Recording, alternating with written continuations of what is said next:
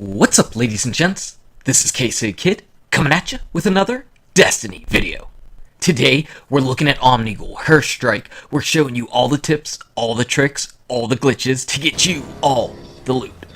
And this week we actually have all burn on Omnigul's Nightfall, but you can't really count on that in the future, so this is just going to show you some of the best strategies to use just to be safe and get all the win.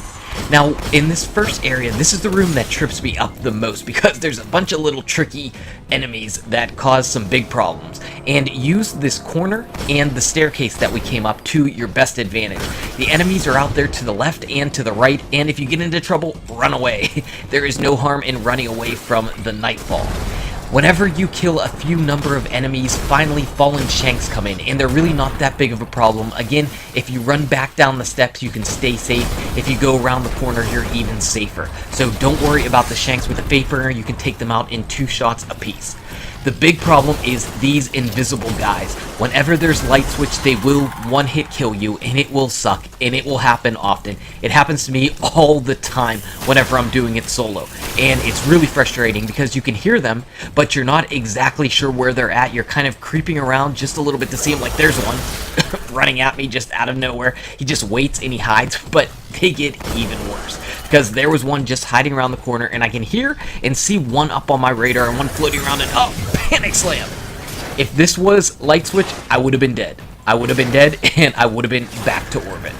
So again, watch out for those. Watch out for the captains too that have melee. Whenever it's time for the hive to come out with your Fatebringer or something with explosive rounds, you're gonna absolutely tear into them. Fatebringer, because of Firefly, it's just ridiculous.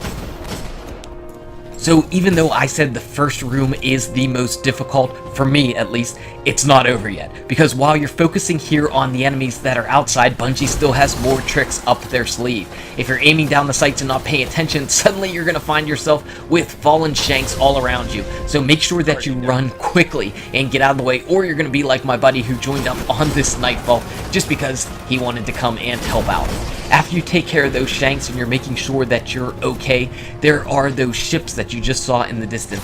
I don't like to run out there because I die to ships all the time, whether they have the burn on it or not. And in this particular area, staying back in this room is good. You have more room to, 1, avoid the ships, 2, get some extra shots on enemies that rush in, 3, you can go ahead and fire off your rockets at the enemies that are going to go ahead and jump in. And also you want to take care of any snipers that are outside. If you run out there without taking care of the snipers, you're going to die. There's also that one enemy outside that sits on the bridge to the doorway above you and fires from behind. So yeah, make sure you get him.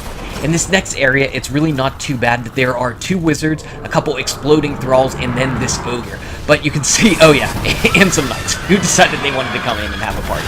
But luckily I already had my Yalahorn out so I could take care of them. Really, Yalahorn will wreck them all. This ogre is no match for that. Yeah, that just destroyed him. Just be safe. This area, it really isn't that bad. You stay back here or even just a little bit further back beyond the room, and you're going to have no problem. Once Omnigul's up at that stage, you can just fire up your rockets there and take care of a whole bunch of them at once. Now we're coming to my favorite part of the video.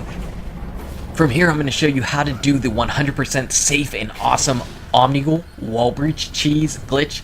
Yeah, you're going to like it. This is how you're going to make sure to kill her without anybody dying. All you need is your armor-piercing sniper rifle. Now leave your one buddy, at least one of your buddies, who does not have an armor-piercing sniper rifle back in that room you just cleared out. They don't want to go into Omnigul because if they die, you're going to wipe and you're going to go to orbit and it's going to suck. You need to basically spawn your Sparrow into this wall, which means pull it out, start your hitting square or the summon button, and turn into the wall. If you get lucky, the Sparrow will glitch halfway into the wall, and you can just go ahead and hit your thrusters and go through. Now, I got it on my first try. That doesn't typically happen. So you might have to be doing that for a few minutes, but it's well worth it to make sure that you're safe. After that, just start following this route that I'm taking, which means you basically get up here and follow this cliff over to the right. And this wall that's in front of us, it doesn't really exist. It doesn't exist. It looks like it exists, but it doesn't. See, it's not there. There's no wall there. And then turn to the left and walk along. What you see down here to the right where we're going to jump onto, that is the room, the tunnel essentially that you came out of, that you worked your way through in the beginning.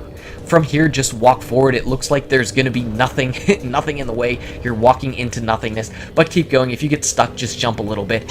Whenever this loads in, you get to hear Omnigul scream again. That lovely, lovely scream that just breaks all audio cues and barriers. And then you want to walk forward. I don't know if you have to crouch down just a little bit if you get stuck, but just go ahead and walk forward. You'll drop down a bit, and when you turn over to the right, there are some textures for dirt, and that's where you want to be, over here on this dirt stuff, because you want to climb up onto the mound.